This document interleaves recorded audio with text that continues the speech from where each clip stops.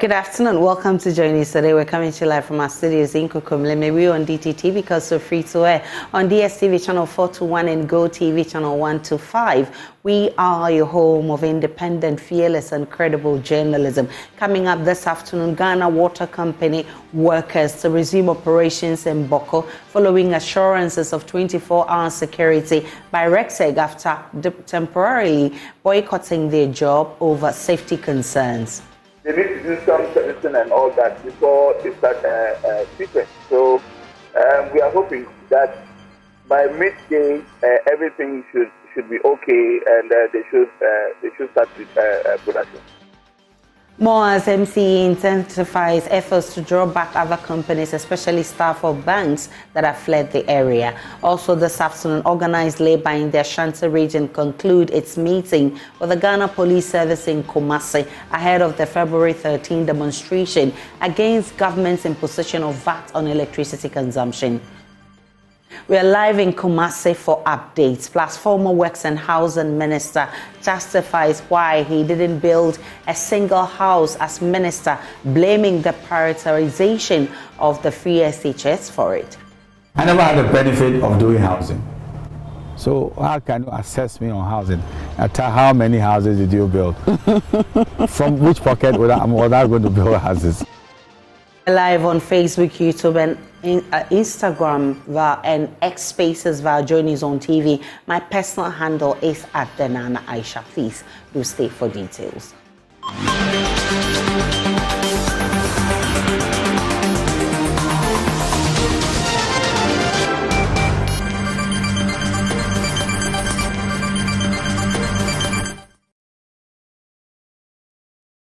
After a week-long boycott, workers of the Ghana Water Company Limited had made a decision to return to Bawku following a commitment by the Regional Security Council, RECSEG, to provide round-the-clock security. Concerns over safety compel these essential workers to temporarily suspend operations and vacate the town, adding to the growing list of companies that have regrettably withdrawn from the volatile area. However, dialogues between the Ghana Water Company leadership and RECSEG yielded a commitment ensuring protection for the workers and smooth operations in the area. Communications Director of the Ghana Water Company Limited, Stanley Marty, shares more about the situation. Workers have vacated the area, okay? As I speak, the Regional Security Council and then the District Security Council have spoken with us, have spoken with the staff, have spoken with management, and we have had a resolution to go back to work. Okay, but there are still certain conditions. Now, one of the conditions is for them to be to have 24/7 security. Then they can work. Okay, without that, then they can't work. The Regional Security Council has agreed to do that. And so this morning, they are being transported under security guards to Bawku so that they can start operations. So it's a result, but we hope that everything, all the requests that have been made by the staff will be adhered to by the regional and the municipal security council, and then they can be safe to work. So that is the situation. It has been resolved this morning. Production of water will resume in the area, and we hope that things will move on very well. So as we speak, the workers have returned to work? They are currently being transported under security guards to Bawku. So we should start production anytime they get to Bawku. And because equipment have been shut down for a few days, they need to do some servicing and all that before they start treatment. So we are hoping that by midday everything should be okay and they should start with production. Municipal Chief Executive Amadou Hamza confirms the assurances by the Security Council indicating more is being done to return other companies who have also fled to return to Bawku. This didn't come to me as a surprise, but I know that service providers like Ghana Commercial Bank, like Consolidated Bank, Ghana Revenue Authority, Social Security and National Insurance Trust. And then the court itself. Many others have actually left Bawku. Several attempts were made and are still being made in my office to ensure that we get them back to the municipality to start operating and to provide and to continue to provide those services to the people of Bawku. In a bold initiative, and I was able to reach out to the Ghana Water Company Managing Director, apparently Dr. Clifford Bremer, and indeed he came to a firm conclusion with me yesterday, and all those issues that were raised by the workers be resolved. And so, which is why I can confidently tell you that as of yesterday, the matter has been resolved. And so a letter is to be written to the regional manager of the Upper East region to direct the staff that are left to come back to Bawku to continue supplying water. Former Works and Housing Minister Samuel Atachia has been defending his inability to perform up to expectation during his days as Works and Housing Minister in terms of building houses. The Bawku South MP says the president's prioritization of the free SHS should be blamed for his inability to build a single house during his tenure as Housing Minister. Speaking in a yet-to-be-aired interview on PM Personality Profile, Samuel Atachia explained the prioritization of the free SHS affected other sectors of governance, resulting in low inflow of funds for operations in those sectors, and his ministry was not spared. Do you know why we are not really making it a priority? Because housing is a big deal. Housing is a big deal. In fact, it's a catalyst for the development of any country. True. But I'm sure probably the power of the president was hijacked by Free Senior High School. Okay. Yeah, ab initio. So that was your priority. That was his priority. Okay. And probably other areas suffered. We are given the resources that I had. I'll tell you something, Aisha. Sometimes people measure people wrongly. If you didn't want to give a coin or financial space to the roads minister, there'll be no roads. It's as simple as that. If you said that, 40% of the revenue should go to Napo's ministry, then you see Free Senior High School, on the top of the calendar. Oh, no, this is the best person. Mm-hmm. So if you want to measure me in terms of the resources that I had, I did some good work. What they wanted me to do, which I did so well, is a drainage system in the country. If you realize that during my time, I fought hard and did a lot of drainage works, and you could see that the flooding was at the barest minimum during my time. And that is what they wanted me to do. I did some, sea defense projects, a couple of them. I never had the benefit of doing housing. So how can you assess me on housing? I tell how many houses did you build? From which pocket was I going to build houses? Full interview airs this Friday on the Joy News channel at 9 p.m. Do make a date. Let's get on to other stories. Organized labor in the Ashanti region has concluded its meeting with the Ghana Police Service in Kumasi ahead of the February 13 demonstration against the government's imposition of VAT on electricity consumption. The labor unions this morning engaged the police to deliberate on their proposed routes and the scheduled date for the protest after concerns were raised by the police in their earlier meeting. Nana Boache Yadom joins us via Zoom. He's been monitoring this meeting for us. Nana, what's the latest from the meeting with the police?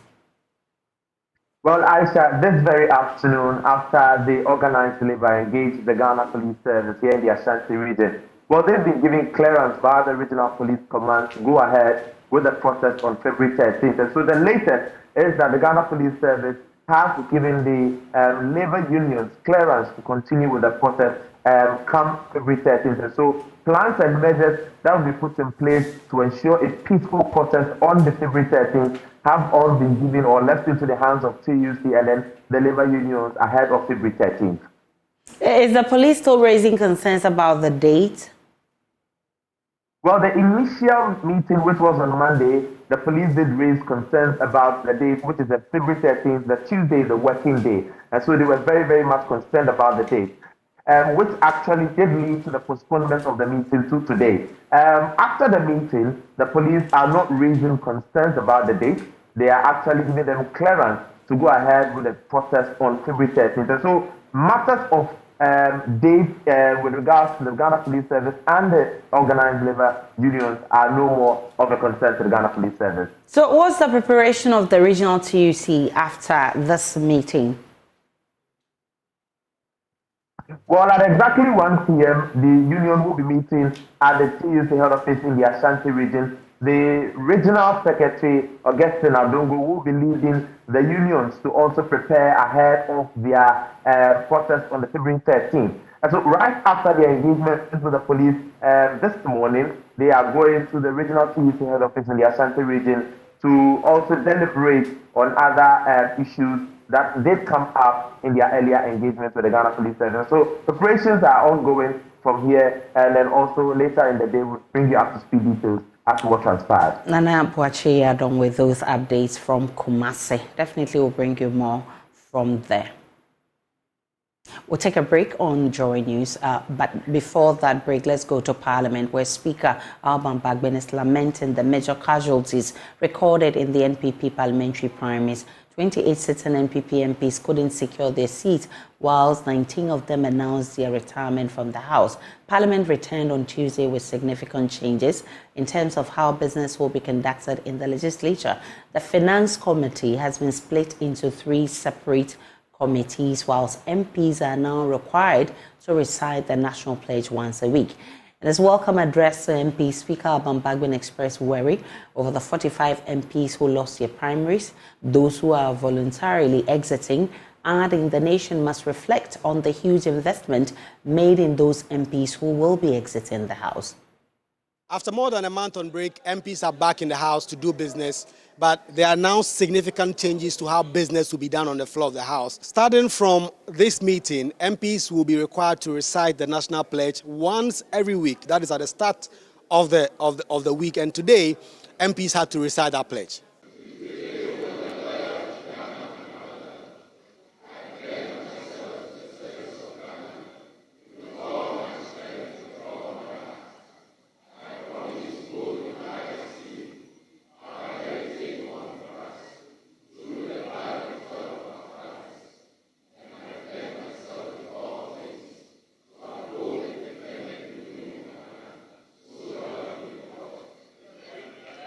Congratulations.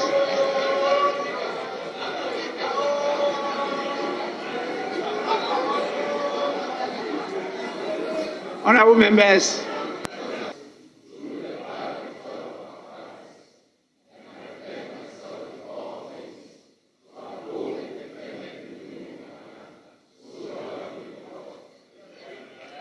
congratulations.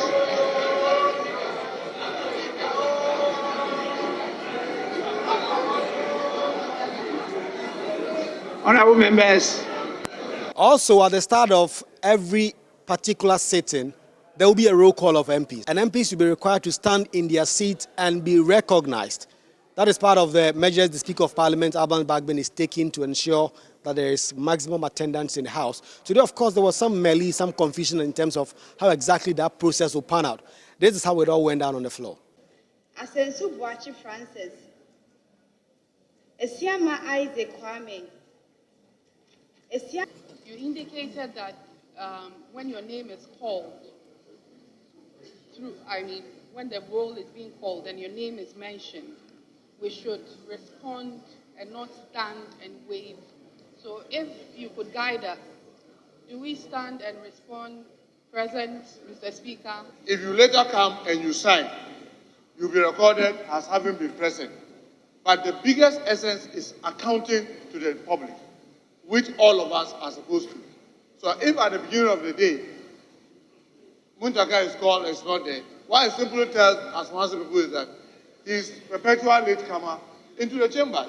But with MPs back now to do some really good business, they could not gloss over the important matter of the number of NPP MPs who have been defeated in the just ended primaries. 28 of them lost their primaries, with about 18 also signaling their intention not to return. That is about 46 NPP MPs that will not be returning to Parliament in 2025, as well as some NDC MPs who also lost their primaries and those who have decided to bow out. The Speaker of Parliament first waded in terms of how this attrition will affect Parliament. We woke up one Saturday, and by the evening, we had lost 28 MPs through the primaries of the New Patriotic Party. Earlier last year, we lost 17 MPs through the primaries of the NDC, National Democratic Congress.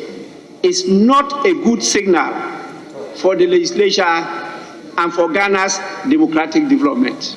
We also caught up with the NDC Deputy Minority Whip, Ahmed Ibrahim, who spoke about how there was an alleged scheme at the office of the president to oust some NPP MPs. The number that we're going to lose were 30. That was the estimation from my calculation, if you remember.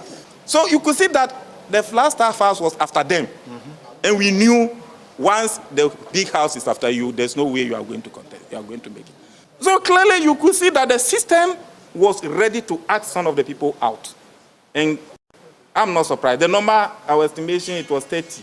We also heard then from the majority leader, Seche Mensah Bonsu, who spoke about political parties and what they must do to their internal rules to ensure that sitting MPs, especially those with so much experience, are protected. It is unfortunate to relate that Ghana's parliament now is in the league of only 3 parliaments in the world which have the highest attrition rates globally. And this is not helping the growth and development of our democracy. I've often made appeals to the 2 leading political parties in the country, the New Patriotic Party, which is my own party, and the National Democratic Congress, to introspect on their respective constitutions. So, a number of key changes now in Parliament. For instance, the all-powerful Finance Committee has been broken down into 3. The Finance Committee, the Committee on Planning, the Committee on the Economy, also the Appointments Committee will still be chaired by the Deputy Speaker, but of course, they will co-opt members of other committees depending on the work that they are going to be doing. In the coming weeks and in the coming days, we'll be rolling out a series of the changes that are now embodied in the new standing orders of the House. Reporting for Joy News, Kweku Asante, Parliament House, Accra. Asante, who is parliamentary correspondent, with a list of the changes. Few of the major changes have to do with how the committees are composed in the House. So, for instance, the number of the committees used to have 20, 25 members. With what we are seeing now, the ceiling of most of these committees will be 13. In fact, the Appointment Committee used to be, I think, 22. It will now be made up of 13 MPs. That is the first Deputy Speaker chairing, and then the leadership on both sides of the House, and then co-opting members from other places. So, for instance, if the Appointment Committee meets over judges, then they will get some members from the Judiciary Committee to come and join them to vet those judges. If they have to vet, say, the Minister for Education, they will co-opt members from the Education Committee to join them to do that. Those are the changes that have come in, and it is to reflect on how things are done in the advanced democracies like the US, for instance, where the Judiciary Committee will vet judges, the Committee on Health will vet appointment to the Health Ministry and other places. These are the modern times the Parliament of Ghana wants to go to. There used to be the Defense and Interior Committee charged with looking at the defense of the country, the Interior Ministry, the National Security Ministry, and all that. That is also no more because it has been whittled down, and now we have a new committee on the Committee of Intelligence. Again, Executive Director of the Parliamentary Network Africa, Samuel Bing, has been throwing more light on how the new standing orders will impact the work of Parliament.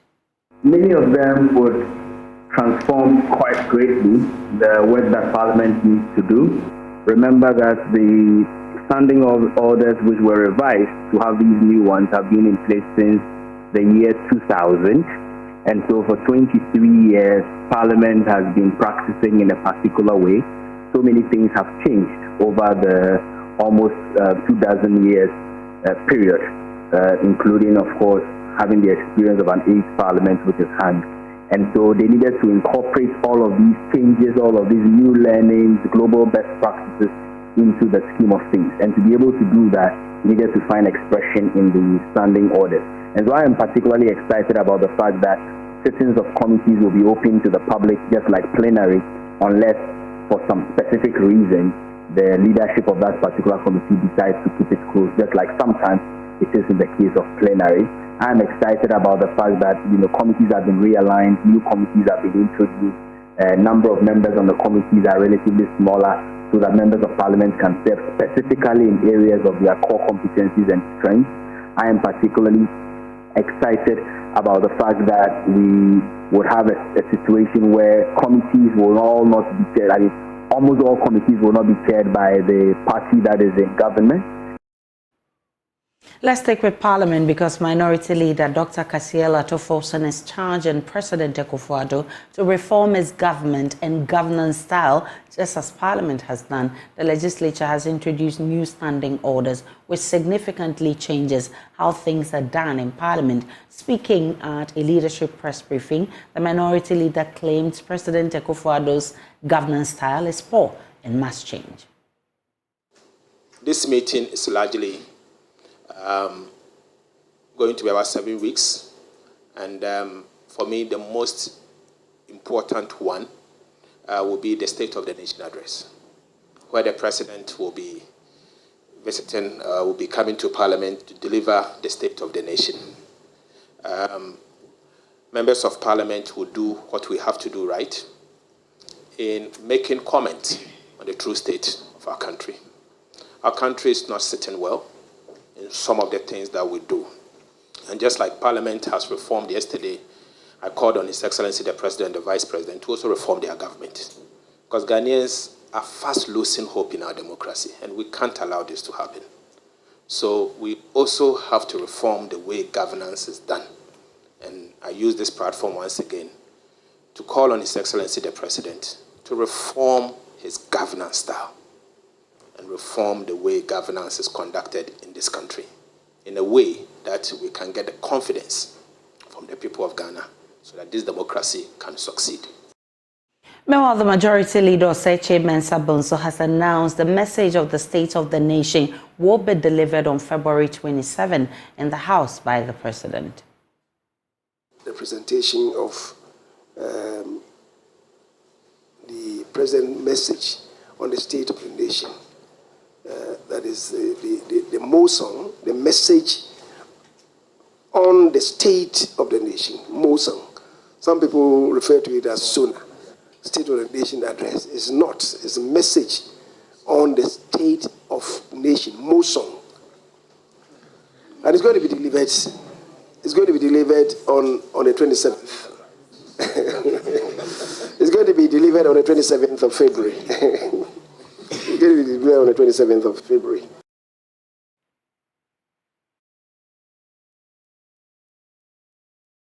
The Ghana Journalists Association has called on the Ghana Police Service to arrest Member of Parliament for Yendi, Farouk Aliu Mahama, following an alleged assault on City News, says Northern Regional Correspondent Mohammed Alabira. Ms. Alabira was attacked while covering the chaos that disrupted the MPP's parliamentary primary in the Yendi constituency. Addressing a news conference, GJA President Albert Kwabenajimfo expressed disappointment that no action has yet been taken. He wants the police to act swiftly.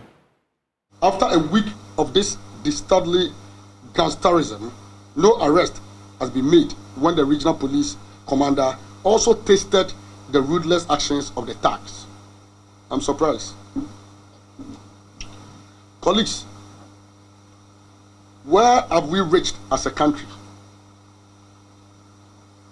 For a journalist to be attacked, a senior police officer and EC officials to be taken hostage in a bus after the chaos for hours, only for the military to come in to their rescue.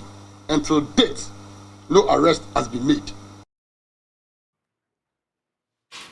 Former GJA President Dr. Roland Afel-Moni, who is disappointed with the situation, wants the situation addressed to enhance the work of journalists. This is worried because I still belong to the media community, and the media community have a collective stand. And this stand is predicated on the principle that an attack against one journalist is an attack against all journalists. And an attack against all journalists is an attack against our democracy. An attack against our democracy is an attack against the very soul of this nation. So as we speak, the soul of this nation is bleeding profusely from the two attacks and other attacks which preceded the Bawku MCE and Farouk Bahama's alleged attack. We commend most profusely the leadership of the DJ, Giba, and Media Foundation of West Africa for acting swiftly and strongly against such attacks. And it calls for collective action on the part of all journalists to deal surgically with such issues. This is an issue of cathedral proportions, an issue which I've said and invest in people, an issue which affects our democracy. And you made reference to the December election. We know that our job is not cash rich, but risk-prone. But we don't deserve such attacks by people who ought to know better. So we are calling on the authorities, they enforcing the call by the DJ, Media Foundation, and PRIPA for the authorities to take it up with all the seriousness it deserves. This is an issue which will have an impact on the image of this country. Special aide to NDC flag bearer John Mahama, Joyce Bawku MCE, says the Ghanaian family values and anti-witchcraft bills will be given the needed attention if John Mahama is successful in winning power in 2024. She says the former president stands by the position the Christian religion which he belongs is against same-sex marriage. Though a bill on the LGBTQ+ is in Parliament, its passage and subsequent grant of presidential assent remain unclear. Joyce Bawku MCE says attention will be given to the bill together with the anti-witchcraft bill, which is awaiting presidential assent. You know, I remember listening to the UK Prime Minister, Honorable Sunak, when he spoke on this matter. All he did was to reaffirm the fact that biblically, the human race is made up of a man and a woman, and that it is almost incongruous for him to conceive of the fact that you have a man who says they have now become transgender and so are now female and want to be considered as such. And that as far as he is concerned, the sex you are assigned at birth is your sex all through your life. I believe that along similar lines, Mr. Mahama goes to the Assembly of God Church. He's a Christian. And so he knows that the church is very reluctant even to have a debate on this matter. We have also heard that there is a bill in Parliament currently that is waiting for presidential assent. But you see, presently, Mr. Mahama is not president of Ghana. I think that is a question that clearly we should direct to Nana Akufo-Addo and, of course, to his vice president, Dr. Mahmoud Bawumia. But, of course, Mr. Mahama has stated categorically this is his position as a Christian, family-oriented gentleman who wants to lead this country in the next few months. But does that mean that he'll facilitate the passage of the bill and assent to it if it gets before the president? But that's if it's not done. If he wins. It's not done. You understand? If it's not done, I'm sure that's something that he will consider. But of course, we are hoping that irrespective of the fact that he will be in office soon, that Nana Addo will live up to his own words for himself. Because I heard that it's been there for a while. I know also about the witchcraft bill that apparently he's also refusing to sign into law. I believe that he even wrote to Parliament for the very first time, stating reasons why he wasn't going to do that and quoting copiously from the Constitution of Ghana. So, you know, look, I believe that Mr. Mahama has stated his position very, very carefully, and he was a one-liner. On the fight against corruption, Joyce Bawku MCE says the media and other stakeholders have been unfair to the NDC. If they use the same yardstick that they use for Mr. Mahama to fight this, I'm telling you, Ghana will have no government. We'll be stateless by now. Are you sure that the NDC was unfairly treated by the media? Oh, largely, to a wide extent, yes. Don't forget that I was actually in the media a lot. And I look back on it 7 years ago and now. My brother, if we had even been fair and balanced in our assessment, in our reportage, I'm sure that the story would have been different. But I know that today, all of you here, if you'll admit it to me personally, you will admit that you are worse off than where you started from. That all you had to do at the time was raise the issues and force the government to sit up. Today you are raising the issues. What is happening? In any case, remember that the reason why we are having these conversations around Mr. Mahama, and I believe personally that he's one individual who was treated very, very unfairly. That the yardstick that was applied to the Mills Mahama administration, if same had been applied to this MPP administration from the beginning, the government would have collapsed by now. Completely collapsed. The level of scrutiny, we were told that sole sourcing was going to be what? History.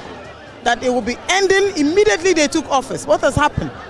Even for the National Cathedral, one that is not a matter of life and death, nothing was done through competitive tendering. Everything was sole source. And for many other projects, go to the Public Procurement Authority. In fact, indeed there, one of the first whiffs of corruption that arrived and greeted Akufo-Addo and Bawumia was from the PPA itself, from a gentleman who at a time was actually a key state witness in the case that brought Madame Charlotte Osei home. These are the people who are currently in government. We're still live on Joy News today. We're coming to you from our studios in Kokomlimle. Remember, we are free to air because we're on DTT. Let's take a break. When we return, this business.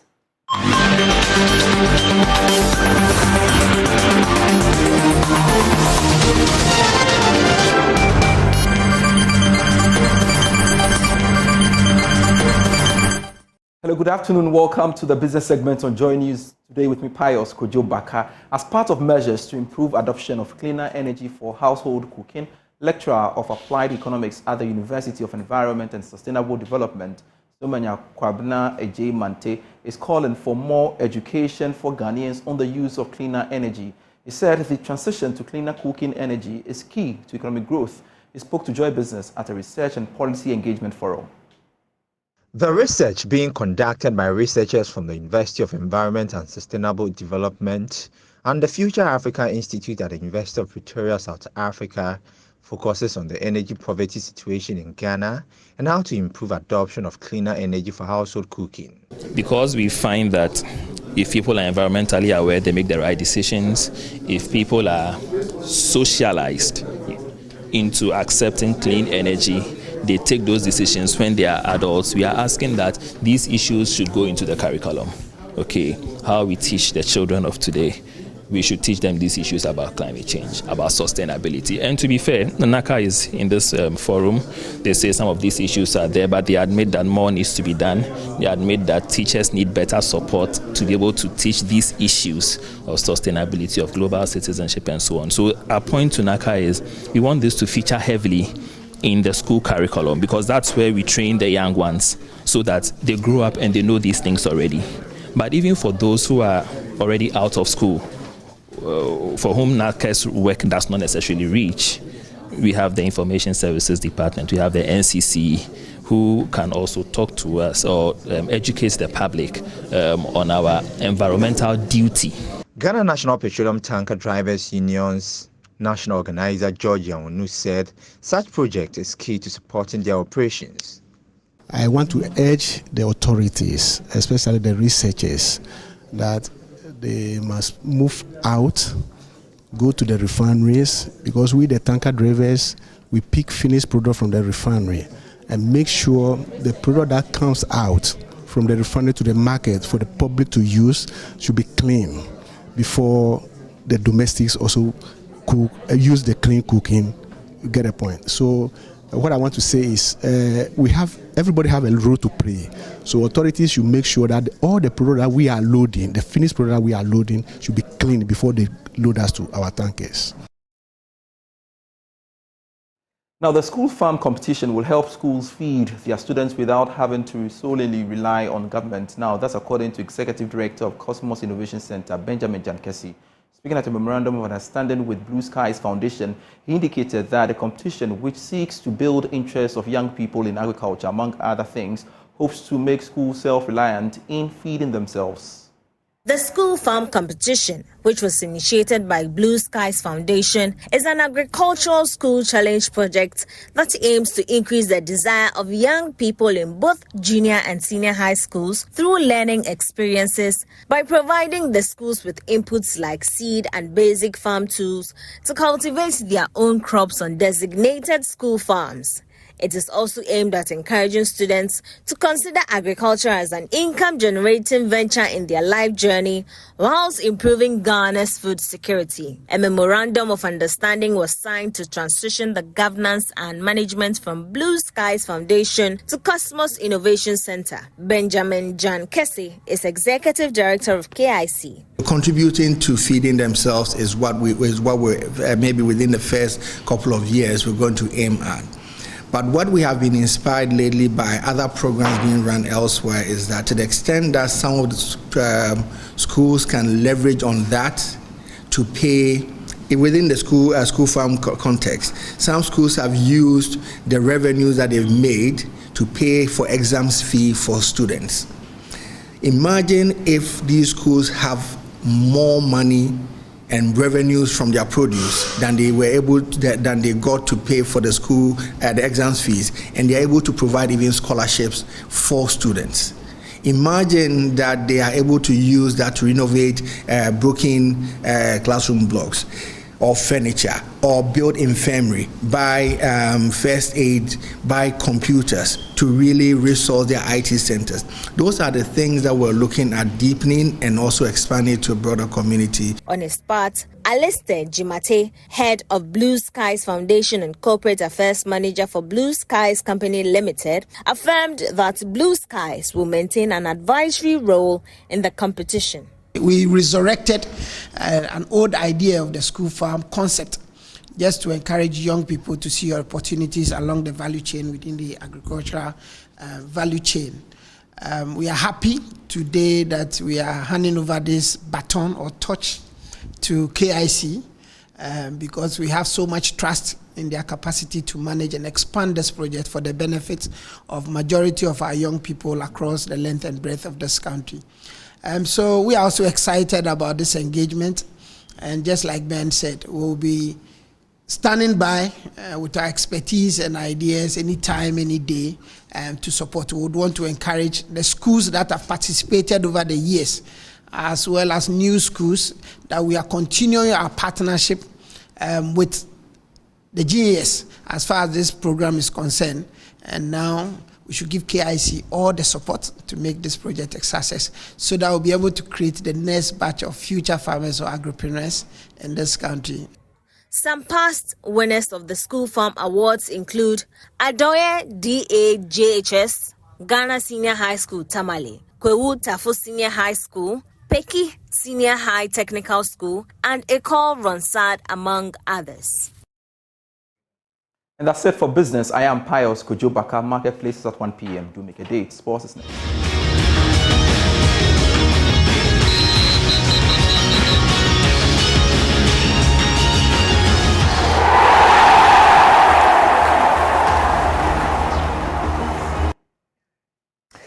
Time now to bring you sports on Joy News Today with me, Muftau Nabila Abla. Just a couple of minutes ago, the Ghana Football Association had a press conference with the media answering questions about the failure of the Black Stars in this year's African Cup of Nations, and also claiming that they are the most friendliest administration when it comes to the relationship between the media and the football governing body. But the interesting thing was that just before that, the official account of the Ghana Football Association actually blocked a sports journalist, and he said you are the friendliest. That's quite an interesting one. But let's move on and talk about Ghana's preparations for the African Games 2023. My colleague, Victor Achutamaklo, was at the Accra Sports Stadium, and he's come through with a report on preparations towards the first game of the African Games, which start on March 9.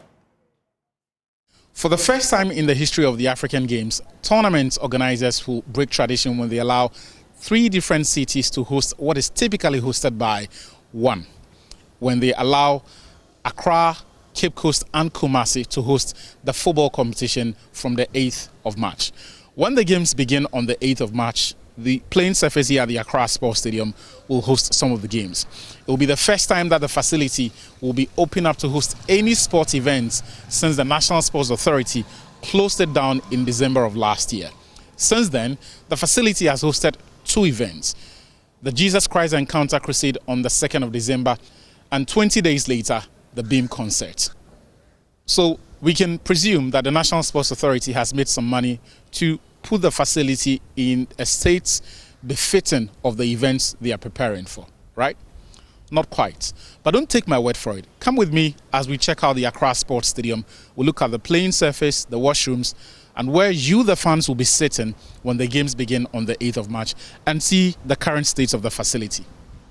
This is the playing surface. During the musical concert in December, it was exposed to heavy equipment, motorbikes, and worse. Now, though, it looks green. Just not the right kind of green. A closer look at the pitch will show that it's not all grass. There are weeds and mushrooms also competing for moisture, sunlight, and nutrients in the soil. A CAF official who recently inspected the pitch has told Joy Sports that there are 6 species of grass growing on its surface.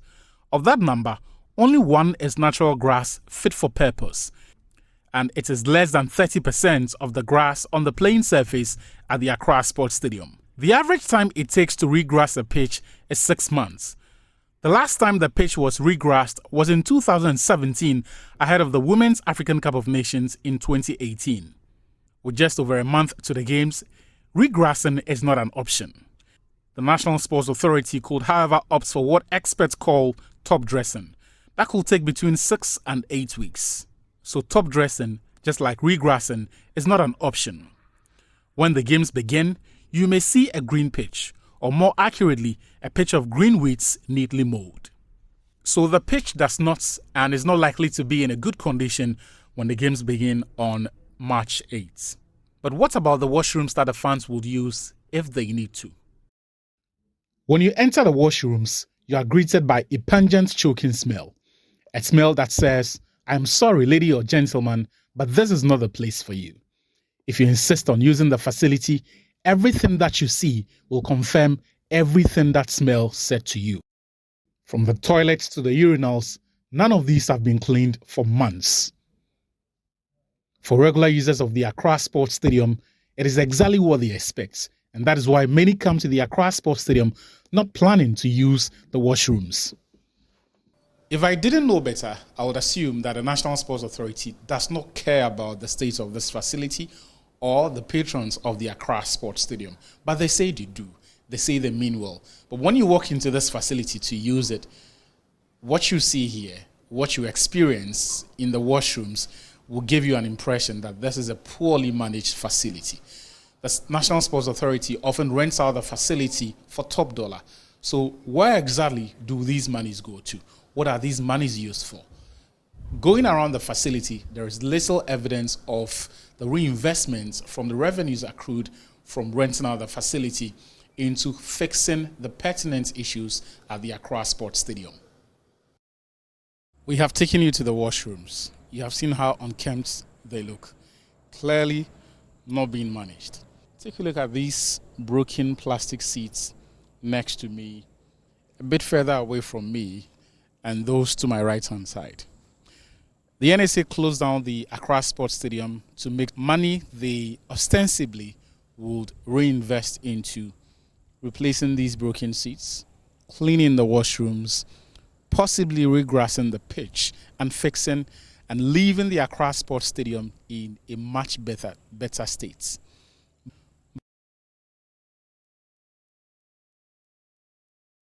That's your sports for now. We do have more sports stories on myjoyonline.com. We appreciate your time.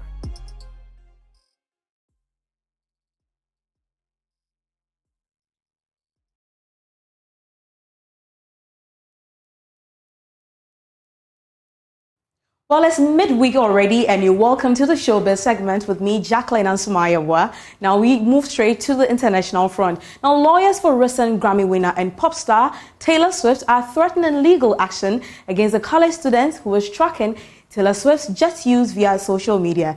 Jack Sweeney uses publicly available data to track the takeoffs and landing of planes belonging to the wealthy and post them one day later. Student who tracks the private jet of celebrities says Taylor Swift's lawyers have threatened to sue him for sharing her flight information online.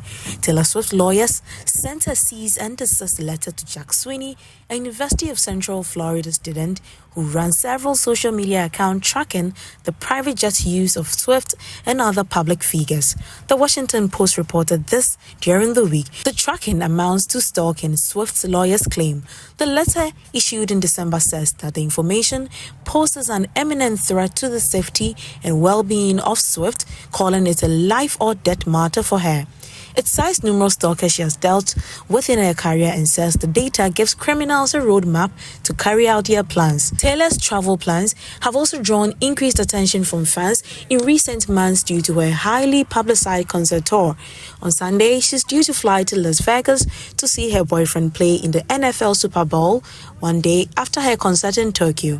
Mr. Sweeney's posts do not provide any information about who is traveling on the planes or where the travelers go once they land. He has also tracked the private flights of other wealthy Americans, including Microsoft's co-founder Bill Gates, Amazon founder Jeff Bezos, and Meta chief executive Mark Zuckerberg. Well, some Swifties, members of Swift's fan base, they decry the legal action as unnecessary. Well, we'll bring you up-to-speed details on that story. Now we're back home. The manager of the Ghanaian artist Stonebwoy, Chief Abiola, in an interview on Hit FM, said that his artist paid more than 70,000 Ghana cedis to the National Sports Authority to secure the Accra Sports Stadium for his fifth Dimension concert, which was held on December 22nd, 2023. By some executives from the National Sports Authority at the Public Accounts Committee by Ghana's Parliament, it was revealed that the National Sports Authority is unable to account for monies generated from renting the National Stadium for non-sporting activities. Some of the non-sporting activities included Stonebwoy's Film Nation concert held at the Accra Sports Stadium on 22nd December 2023. According to the Ningo Pram MP, Sam George, the NSA has on record to have charged 70,000 Ghana cedis for renting the venue to Bennington Music. During my questioning, I had evidence of 70,000 Ghana cedis being paid by the Bennington Music Group, representatives of Stonebwoy, for his Fifth Dimension concert. I asked the Director General if that 70,000 had hit the account for that event, and he confirmed that yes, 70,000. I asked him if it was sufficient for the for repair of the pitch, any damages to the pitch. He did not answer. But post the event, I have now gotten the contract that the NSA signed with the Bennington Music Group. However, Stonebwoy's manager, Chief Styles, in an interview on Hit FM, has revealed the musician's outfit paid more than 70,000 Ghana cedis. Now, Chief, they talk say some 70,000. They say 70,000 be the amount we was paid to the Sports Authority for the 22nd concert we Stonebwoy do for the Accra Sports Stadium. It be 70,000 or it no be 70,000. To be very honest with you, I mean, these are contractual matters that usually I wouldn't want to engage in the public space. But the Public Accounts Committee is a very serious committee. That, absolutely. I mean, it's gone before the committee, so I wouldn't want to be here on radio to state otherwise. But what I can tell you clearly is that, yes, I was delegated by Stone to lead the charge in terms of doing the negotiations and payment of the stadium. And I can also tell you for a fact that, yes, we paid more than 70,000 for the stadium. But, I mean, like I said, I'm just watching the issues unfold. So I wouldn't want to disclose into details for now. I hope you bear with me. This has, however, come as a shock to many. For Joy News, I am Jacqueline Ansama Iyoboa. Well, as Aisha would say, that does it for showbiz. But Aisha, what do you think about this? I mean, it's actually worrying. Yeah.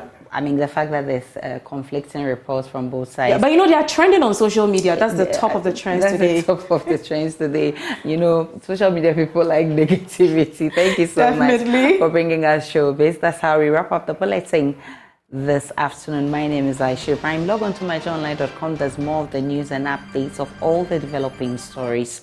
Do enjoy the rest of our programs.